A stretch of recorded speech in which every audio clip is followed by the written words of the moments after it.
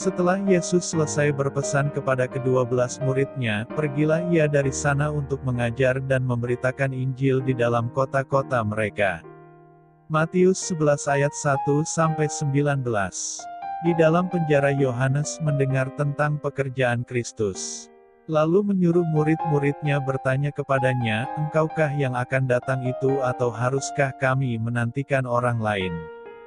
Yesus menjawab mereka, "Pergilah dan katakanlah kepada Yohanes apa yang kamu dengar dan kamu lihat. Orang buta melihat, orang lumpuh berjalan, orang kusta menjadi tahir, orang tuli mendengar, orang mati dibangkitkan dan kepada orang miskin diberitakan kabar baik. Dan berbahagialah orang yang tidak menjadi kecewa dan menolak aku." Setelah murid-murid Yohanes pergi, mulailah Yesus berbicara kepada orang banyak itu tentang Yohanes, "Untuk apakah kamu pergi ke padang gurun? Melihat bulu yang digoyangkan angin kian kemari? Atau untuk apakah kamu pergi? Melihat orang yang berpakaian halus? Orang yang berpakaian halus itu tempatnya di istana raja. Jadi untuk apakah kamu pergi? Melihat nabi? Benar, dan aku berkata kepadamu, bahkan lebih daripada nabi. Karena tentang dia ada tertulis, 'Lihatlah, aku menyuruh utusanku mendahului engkau, ia akan mempersiapkan jalanmu di hadapanmu.'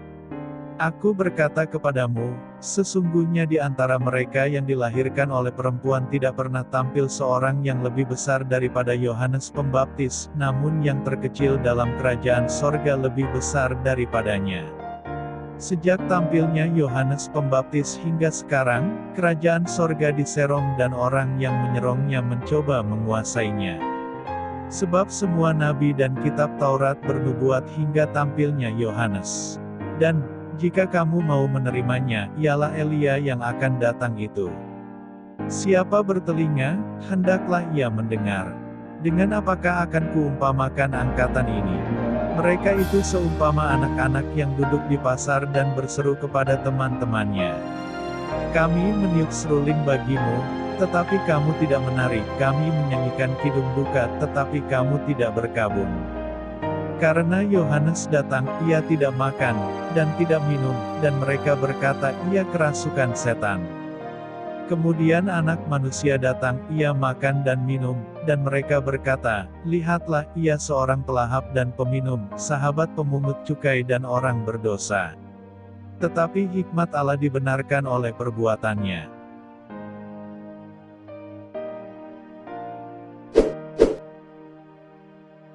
Yesus mengecam beberapa kota. Matius pasal 11 ayat 20-24. Lalu Yesus mulai mengecam kota-kota yang tidak bertobat, sekalipun di situ ia paling banyak melakukan mujizat-mujizatnya. Celakalah engkau Khorazim! Celakalah engkau Betsaida! Karena jika di Tirus dan di Sidon terjadi mujizat-mujizat yang telah terjadi di tengah-tengah kamu, sudah lama mereka bertobat dan berkabung. Tetapi aku berkata kepadamu, pada hari penghakiman, tanggungan Tirus dan Sidon akan lebih ringan daripada tanggunganmu. Dan engkau Kapernaum, apakah engkau akan dinaikkan sampai ke langit? Tidak, engkau akan diturunkan sampai ke dunia orang mati. Karena jika di Sodom terjadi mujizat-mujizat yang telah terjadi di tengah-tengah kamu, kota itu tentu masih berdiri sampai hari ini.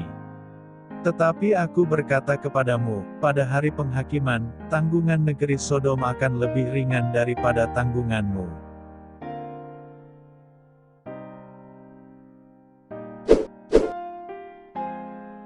Ajakan Juru Selamat. Matius pasal 11 ayat 25-30. Pada waktu itu berkatalah Yesus, aku bersyukur kepadamu, Bapa Tuhan langit dan bumi, karena semuanya itu engkau sembunyikan bagi orang bijak dan orang pandai, tetapi engkau nyatakan kepada orang kecil. Ya Bapa, itulah yang berkenan kepadamu. Semua telah diserahkan kepadaku oleh Bapa-Ku dan tidak seorang pun mengenal anak selain Bapa, dan tidak seorang pun mengenal Bapa selain anak dan orang yang kepadanya anak itu berkenan menyatakannya. Marilah kepadaku, semua yang letih lesu dan berbeban berat, aku akan memberi kelegaan kepadamu. Pikulah kuk yang kupasang dan belajarlah padaku, karena aku lemah lembut dan rendah hati dan jiwamu akan mendapat ketenangan. Sebab kuk yang kupasang itu enak dan bebanku pun ringan.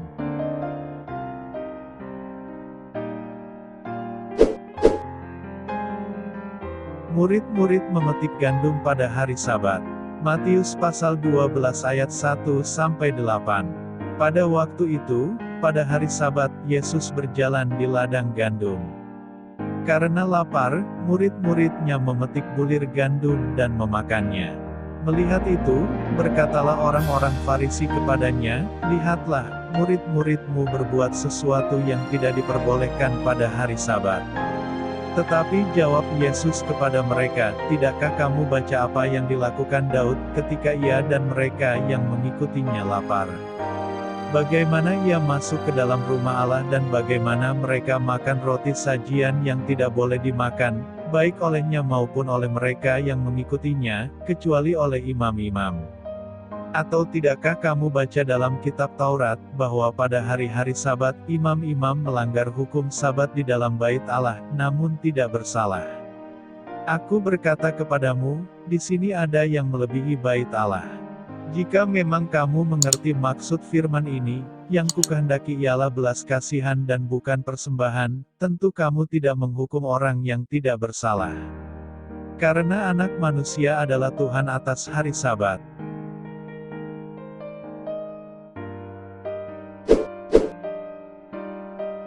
Yesus menyembuhkan orang pada hari Sabat. Matius pasal 12 ayat 9-14. Setelah pergi dari sana, Yesus masuk ke rumah ibadat mereka. Di situ ada seorang yang mati sebelah tangannya. Mereka bertanya kepadanya, "Bolehkah menyembuhkan orang pada hari Sabat?"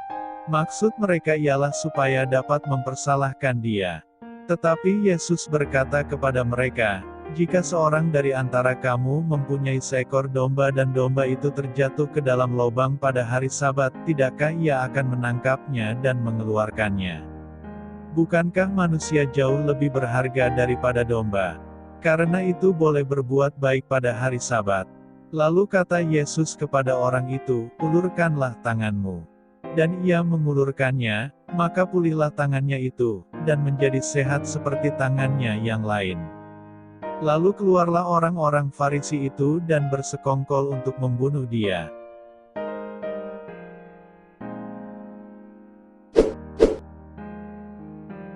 Yesus hamba Tuhan. Matius pasal 12 ayat 15-21. Tetapi Yesus mengetahui maksud mereka lalu menyingkir dari sana. 12-15b, banyak orang mengikuti Yesus dan ia menyembuhkan mereka semuanya. Ia dengan keras melarang mereka memberitahukan siapa dia, supaya genaplah firman yang disampaikan oleh Nabi Yesaya. "Lihatlah, itu hambaku yang kupilih, yang kukasihi, yang kepadanya jiwaku berkenan, aku akan menaruh rohku ke atasnya, dan ia akan memaklumkan hukum kepada bangsa-bangsa. Ia tidak akan berbantah dan tidak akan berteriak dan orang tidak akan mendengar suaranya di jalan-jalan. Bulu yang patah terkulai tidak akan diputuskannya, dan sumbu yang pudar nyalanya tidak akan dipadamkannya, sampai ia menjadikan hukum itu menang. Dan padanya lah bangsa-bangsa akan berharap."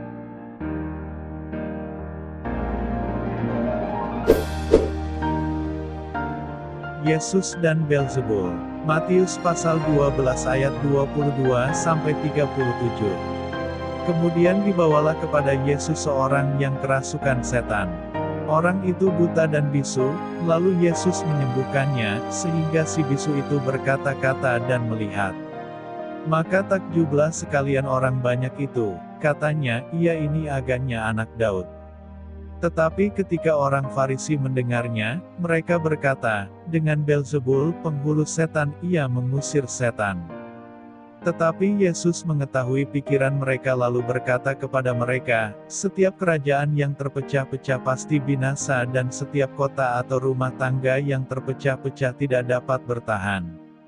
Demikianlah juga kalau iblis mengusir iblis, ia pun terbagi-bagi dan melawan dirinya sendiri, bagaimanakah kerajaannya dapat bertahan? Jadi jika aku mengusir setan dengan kuasa Belzebul, dengan kuasa siapakah pengikut-pengikutmu mengusirnya? Sebab itu merekalah yang akan menjadi hakimu. Tetapi jika aku mengusir setan dengan kuasa Roh Allah, maka sesungguhnya kerajaan Allah sudah datang kepadamu. Atau bagaimanakah orang dapat memasuki rumah seorang yang kuat dan merampas harta bendanya apabila tidak diikatnya dahulu orang kuat itu? Sesudah diikatnya barulah dapat ia merampok rumah itu. Siapa tidak bersama aku, ia melawan aku, dan siapa tidak mengumpulkan bersama aku, ia mencerai-beraikan.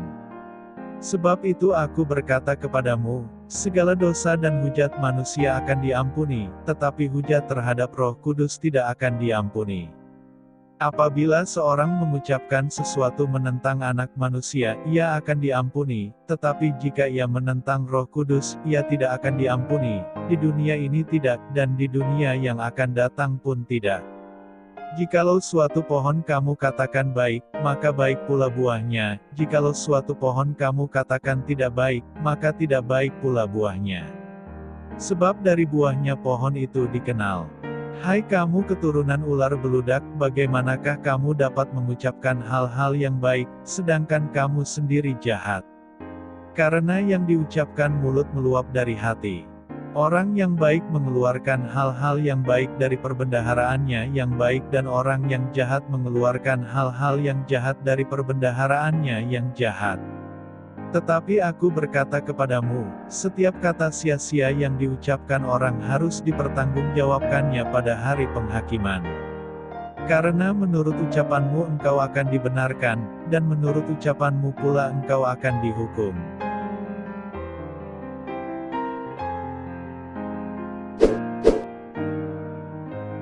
Tanda Yunus. Matius pasal 12 ayat 38-42. Pada waktu itu berkatalah beberapa ahli Taurat dan orang Farisi kepada Yesus, "Guru, kami ingin melihat suatu tanda daripadamu." Tetapi jawabnya kepada mereka, "Angkatan yang jahat dan tidak setia ini menuntut suatu tanda. Tetapi kepada mereka tidak akan diberikan tanda selain tanda Nabi Yunus. Sebab seperti Yunus tinggal di dalam perut ikan 3 hari 3 malam, demikian juga Anak Manusia akan tinggal di dalam rahim bumi 3 hari 3 malam. Pada waktu penghakiman, orang-orang Niniwe akan bangkit bersama angkatan ini dan menghukumnya juga. Sebab orang-orang Niniwe itu bertobat setelah mendengar pemberitaan Yunus, dan sesungguhnya yang ada di sini lebih daripada Yunus. Pada waktu penghakiman, Ratu dari Selatan itu akan bangkit bersama angkatan ini dan ia akan menghukumnya juga. Sebab Ratu ini datang dari ujung bumi untuk mendengar hikmat Salomo, dan sesungguhnya yang ada di sini lebih daripada Salomo.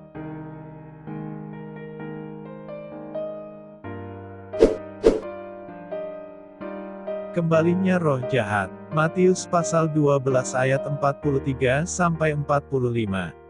Apabila roh jahat keluar dari manusia, ia pun mengembara ke tempat-tempat yang tandus mencari perhentian.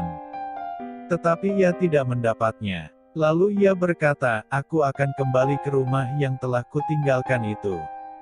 Maka pergilah ia dan mendapati rumah itu kosong, bersih tersapu dan rapi teratur. Lalu ia keluar dan mengajak 7 roh lain yang lebih jahat daripadanya dan mereka masuk dan berdiam di situ. Maka akhirnya keadaan orang itu lebih buruk daripada keadaannya semula.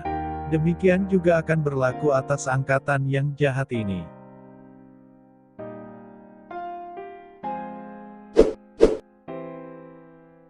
Yesus dan sanak saudaranya. Matius pasal 12 ayat 46-50. Ketika Yesus masih berbicara dengan orang banyak itu, ibunya dan saudara-saudaranya berdiri di luar dan berusaha menemui dia. Maka seorang berkata kepadanya, "Lihatlah, ibumu dan saudara-saudaramu ada di luar dan berusaha menemui engkau." Tetapi jawab Yesus kepada orang yang menyampaikan berita itu kepadanya, "Siapa ibuku? Dan siapa saudara-saudaraku?" Lalu katanya, sambil menunjuk ke arah murid-muridnya, "Ini ibuku dan saudara-saudaraku." Sebab siapapun yang melakukan kehendak Bapakku di sorga, dialah saudaraku laki-laki, dialah saudaraku perempuan, dialah ibuku.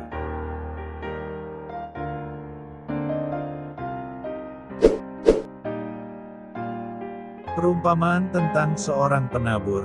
Matius pasal 13 ayat 1-23. Pada hari itu keluarlah Yesus dari rumah itu dan duduk di tepi danau. Maka datanglah orang banyak berbondong-bondong lalu mengerumuni dia, sehingga ia naik ke perahu dan duduk di situ, sedangkan orang banyak semuanya berdiri di pantai. Dan ia mengucapkan banyak hal dalam perumpamaan kepada mereka. Katanya, adalah seorang penabur keluar untuk menabur. Pada waktu ia menabur, sebagian benih itu jatuh di pinggir jalan, lalu datanglah burung dan memakannya sampai habis. Sebagian jatuh di tanah yang berbatu-batu, yang tidak banyak tanahnya, lalu benih itu pun segera tumbuh, karena tanahnya tipis. Tetapi sesudah matahari terbit, layulah ia dan menjadi kering karena tidak berakar. Sebagian lagi jatuh di tengah semak duri, lalu makin besarlah semak itu dan menghimpitnya sampai mati. Dan sebagian jatuh di tanah yang baik lalu berbuah, ada yang 100 kali lipat, ada yang 60 kali lipat, ada yang 30 kali lipat. Siapa bertelinga, hendaklah ia mendengar. Maka datanglah murid-muridnya dan bertanya kepadanya, mengapa engkau berkata-kata kepada mereka dalam perumpamaan? Jawab Yesus, kepadamu diberi karunia untuk mengetahui rahasia kerajaan sorga, tetapi kepada mereka tidak.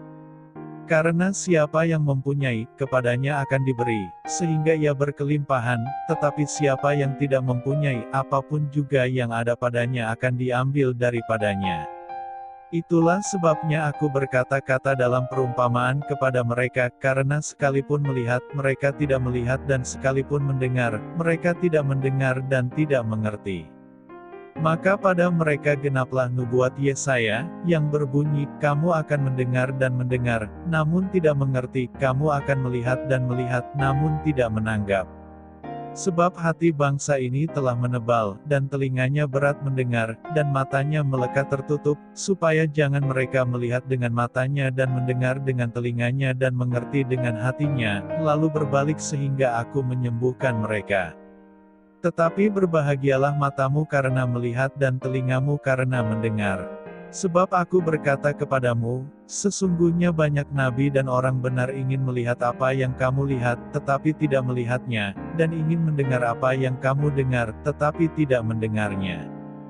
Karena itu, dengarlah arti perumpamaan penabur itu. Kepada setiap orang yang mendengar firman tentang kerajaan sorga, tetapi tidak mengertinya, datanglah si jahat dan merampas yang ditaburkan dalam hati orang itu, itulah benih yang ditaburkan di pinggir jalan. Benih yang ditaburkan di tanah yang berbatu-batu ialah orang yang mendengar firman itu dan segera menerimanya dengan gembira. Tetapi ia tidak berakar dan tahan sebentar saja. Apabila datang penindasan atau penganiayaan karena firman itu, orang itu pun segera murtad.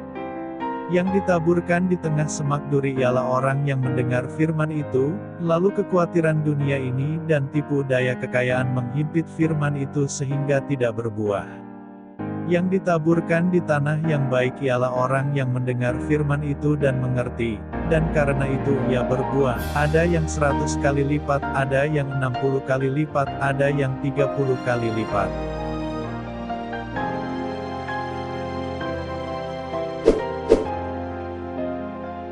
Perumpamaan tentang lalang di antara gandum. Matius pasal 13 ayat 24-30.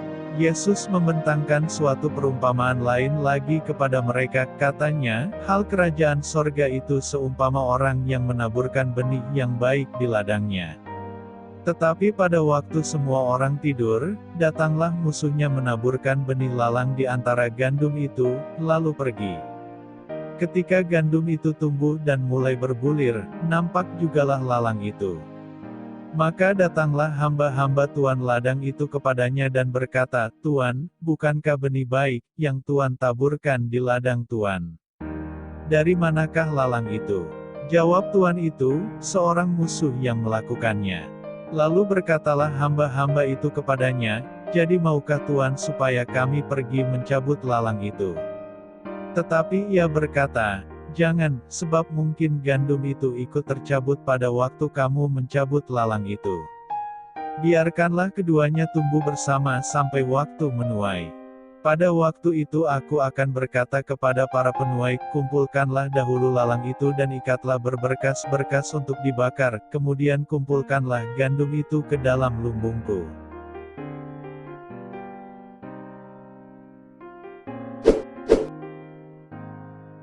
Perumpamaan tentang biji sesawi dan ragi. Matius pasal 13 ayat 31-35. Yesus membentangkan suatu perumpamaan lain lagi kepada mereka, katanya, "Hal kerajaan sorga itu seumpama biji sesawi, yang diambil dan ditaburkan orang di ladangnya. Memang biji itu yang paling kecil dari segala jenis benih, tetapi apabila sudah tumbuh, sesawi itu lebih besar daripada sayuran yang lain, bahkan menjadi pohon, sehingga burung-burung di udara datang bersarang pada cabang-cabangnya." Dan ia menceritakan perumpamaan ini juga kepada mereka, "Hal kerajaan sorga itu seumpama ragi yang diambil seorang perempuan dan diadukkan ke dalam tepung terigu 3 sukat sampai hamir seluruhnya." Semuanya itu disampaikan Yesus kepada orang banyak dalam perumpamaan, dan tanpa perumpamaan suatu pun tidak disampaikannya kepada mereka. Supaya genaplah firman yang disampaikan oleh Nabi, "Aku mau membuka mulutku mengatakan perumpamaan, aku mau mengucapkan hal yang tersembunyi sejak dunia dijadikan."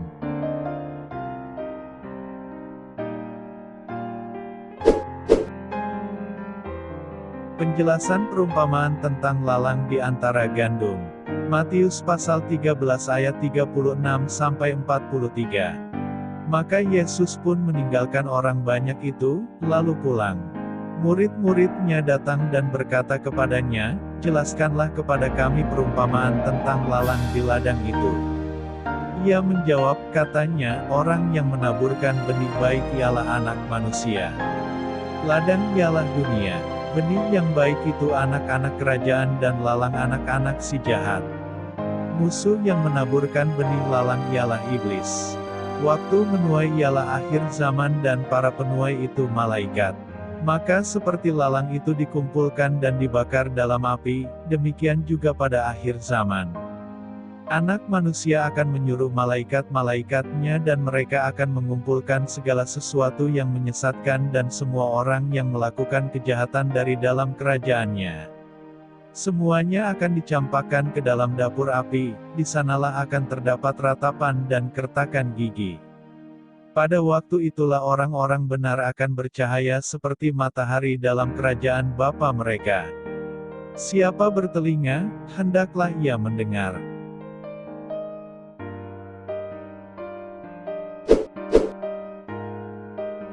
Perumpamaan tentang harta terpendam dan mutiara yang berharga. Matius pasal 13 ayat 44-46. Hal kerajaan sorga itu seumpama harta yang terpendam di ladang, yang ditemukan orang, lalu dipendamkannya lagi. Oleh sebab sukacitanya pergilah ia menjual seluruh miliknya lalu membeli ladang itu. Demikian pula hal kerajaan sorga itu seumpama seorang pedagang yang mencari mutiara yang indah.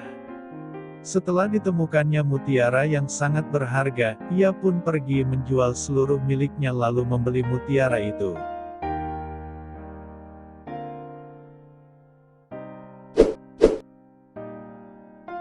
Perumpamaan tentang pukat. Matius pasal 13 ayat 47-52. Demikian pula hal kerajaan sorga itu seumpama pukat yang dilabuhkan di laut, lalu mengumpulkan berbagai-bagai jenis ikan. Setelah penuh, pukat itu pun diseret orang ke pantai, lalu duduklah mereka dan mengumpulkan ikan yang baik ke dalam pasu dan ikan yang tidak baik mereka buang. Demikianlah juga pada akhir zaman, malaikat-malaikat akan datang memisahkan orang jahat dari orang benar. Lalu mencampakkan orang jahat ke dalam dapur api, di sanalah akan terdapat ratapan dan kertakan gigi. Mengertikah kamu semuanya itu? Mereka menjawab, "Ya, kami mengerti." Maka berkatalah Yesus kepada mereka, karena itu setiap ahli Taurat yang menerima pelajaran dari hal kerajaan sorga itu seumpama tuan rumah yang mengeluarkan harta yang baru dan yang lama dari perbendaharaannya.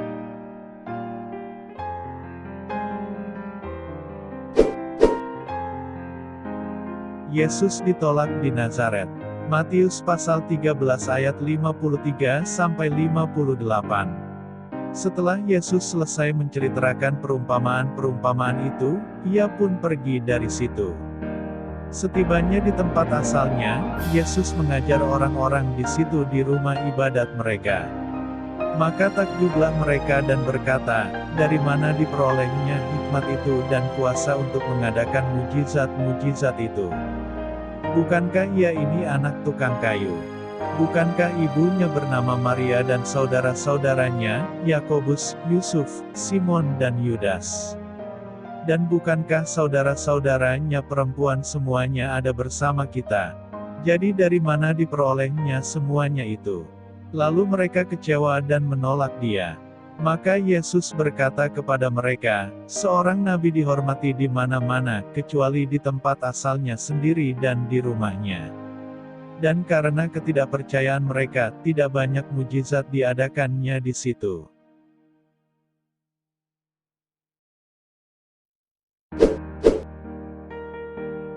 Yohanes Pembaptis dibunuh. Matius pasal 14 ayat 1-12. Pada masa itu sampailah berita-berita tentang Yesus kepada Herodes, raja wilayah.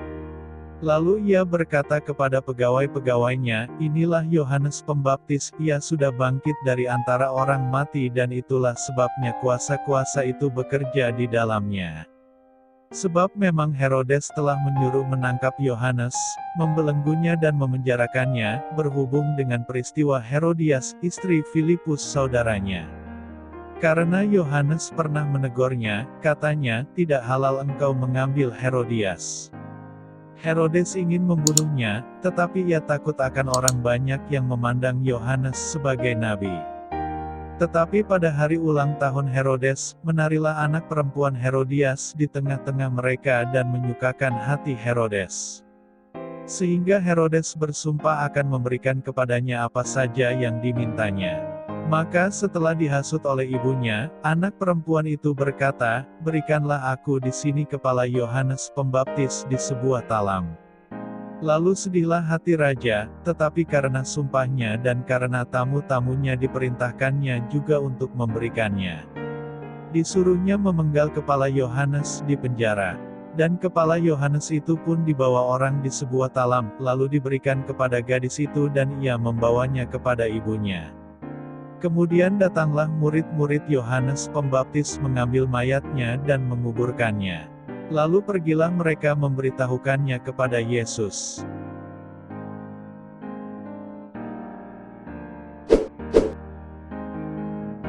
Yesus memberi makan 5.000 orang.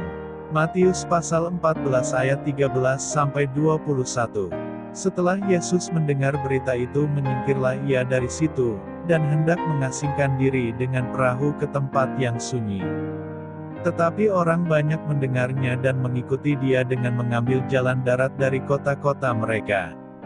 Ketika Yesus mendarat, ia melihat orang banyak yang besar jumlahnya, maka tergeraklah hatinya oleh belas kasihan kepada mereka dan ia menyembuhkan mereka yang sakit. Menjelang malam, murid-muridnya datang kepadanya dan berkata, tempat ini sunyi dan hari sudah mulai malam. Suruhlah orang banyak itu pergi supaya mereka dapat membeli makanan di desa-desa. Tetapi Yesus berkata kepada mereka, tidak perlu mereka pergi, kamu harus memberi mereka makan. Jawab mereka, yang ada pada kami di sini hanya 5 roti dan 2 ikan. Yesus berkata, bawalah kemari kepadaku. Lalu disuruhnya orang banyak itu duduk di rumput. Dan setelah diambilnya 5 roti dan 2 ikan itu, Yesus menengadah ke langit dan mengucap berkat, lalu memecah-mecahkan roti itu dan memberikannya kepada murid-muridnya, lalu murid-muridnya membagi-bagikannya kepada orang banyak. Dan mereka semuanya makan sampai kenyang. Kemudian orang mengumpulkan potongan-potongan roti yang sisa, 12 bakul penuh.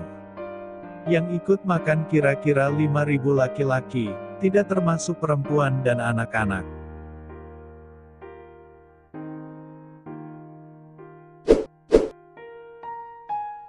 Yesus berjalan di atas air.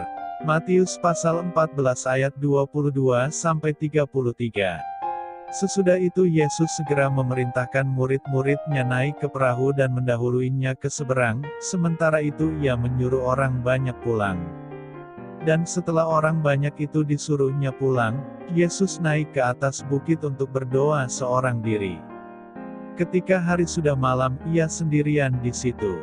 Perahu murid-muridnya sudah beberapa mil jauhnya dari pantai dan diombang-ambingkan gelombang, karena angin sakal. Kira-kira jam 3 malam datanglah Yesus kepada mereka berjalan di atas air. Ketika murid-muridnya melihat dia berjalan di atas air, mereka terkejut dan berseru, "Itu hantu!" Lalu berteriak-teriak karena takut. Tetapi segera Yesus berkata kepada mereka, "Tenanglah. Aku ini, jangan takut." Lalu Petrus berseru dan menjawab dia, "Tuhan, apabila Engkau itu, suruhlah aku datang kepadamu berjalan di atas air." Kata Yesus, "Datanglah." Maka Petrus turun dari perahu dan berjalan di atas air mendapatkan Yesus. Tetapi ketika dirasanya tiupan angin, takutlah ia dan mulai tenggelam lalu berteriak, "Tuhan, tolonglah aku." Segera Yesus mengulurkan tangannya, memegang dia dan berkata, "Hai orang yang kurang percaya, mengapa engkau bimbang?" Lalu mereka naik ke perahu dan angin pun redalah. Dan orang-orang yang ada di perahu menyembah dia, katanya, "Sesungguhnya engkau anak Allah."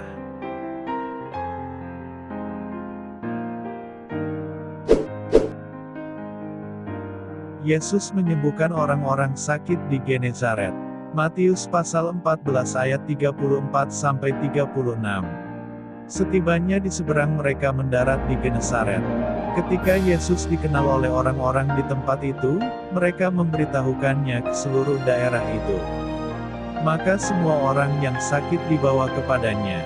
Mereka memohon supaya diperkenankan menjamah jubah-jubahnya. Dan semua orang yang menjamahnya menjadi sembuh.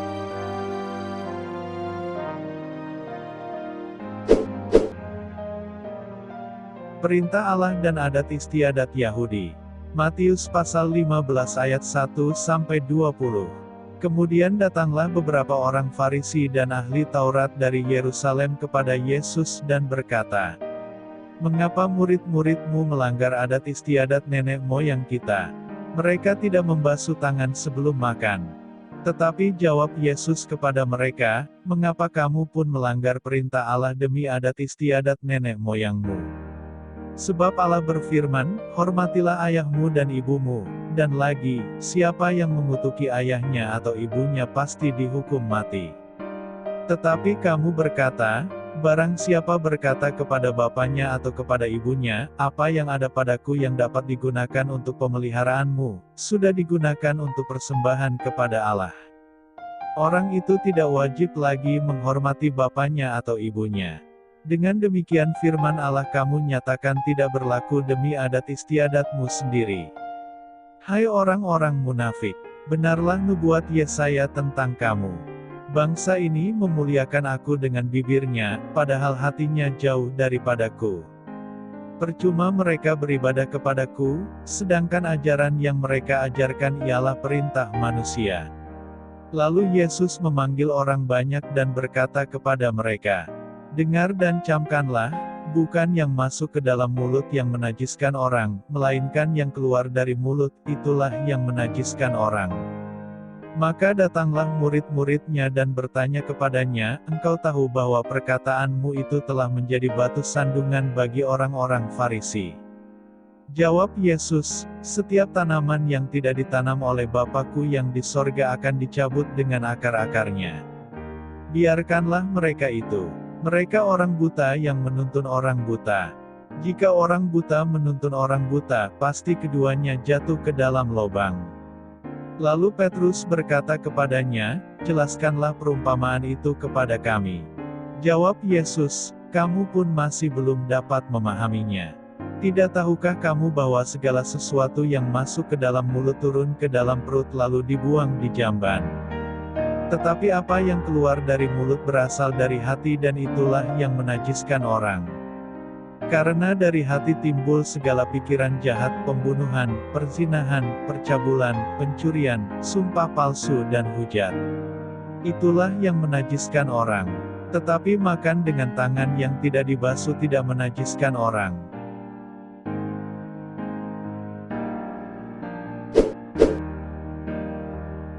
Perempuan Kanaan yang percaya. Matius pasal 15 ayat 21-28. Lalu Yesus pergi dari situ dan menyingkir ke daerah Tirus dan Sidon. Maka datanglah seorang perempuan Kanaan dari daerah itu dan berseru, "Kasihanilah aku, ya Tuhan, anak Daud, karena anakku perempuan kerasukan setan dan sangat menderita." Tetapi Yesus sama sekali tidak menjawabnya.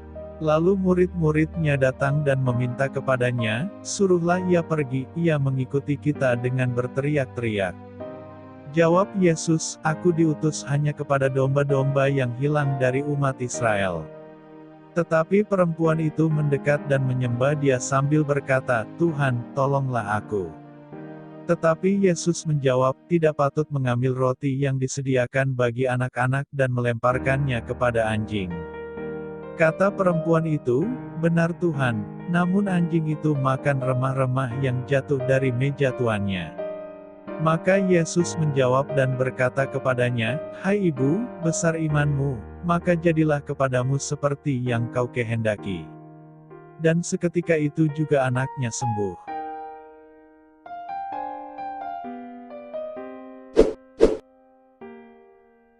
Yesus menyembuhkan banyak orang sakit. Matius pasal 15 ayat 29-31.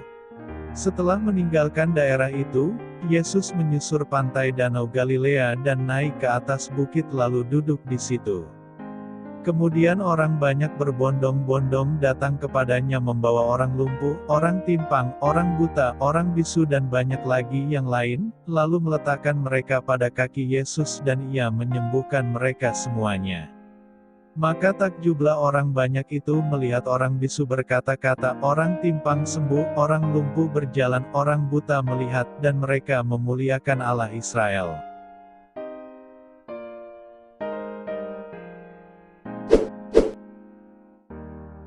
Yesus memberi makan 4.000 orang. Matius pasal 15 ayat 32-39. Lalu Yesus memanggil murid-muridnya dan berkata, "Hatiku tergerak oleh belas kasihan kepada orang banyak itu. Sudah 3 hari mereka mengikuti aku dan mereka tidak mempunyai makanan. Aku tidak mau menyuruh mereka pulang dengan lapar, nanti mereka pingsan di jalan." Kata murid-muridnya kepadanya, "Bagaimana di tempat sunyi ini kita mendapat roti untuk mengenyangkan orang banyak yang begitu besar jumlahnya?" Kata Yesus kepada mereka, "Berapa roti ada padamu?" 7. Jawab mereka, "Dan ada lagi beberapa ikan kecil." Lalu Yesus menyuruh orang banyak itu duduk di tanah. Sesudah itu Ia mengambil ke-7 roti dan ikan-ikan itu, mengucap syukur, memecah-mecahkannya dan memberikannya kepada murid-muridnya, lalu murid-muridnya memberikannya pula kepada orang banyak. Dan mereka semuanya makan sampai kenyang. Kemudian orang mengumpulkan potongan-potongan roti yang sisa 7 bakul penuh. Yang ikut makan ialah 4.000 laki-laki, tidak termasuk perempuan dan anak-anak. Lalu Yesus menyuruh orang banyak itu pulang. Ia naik perahu dan bertolak ke daerah Magadan.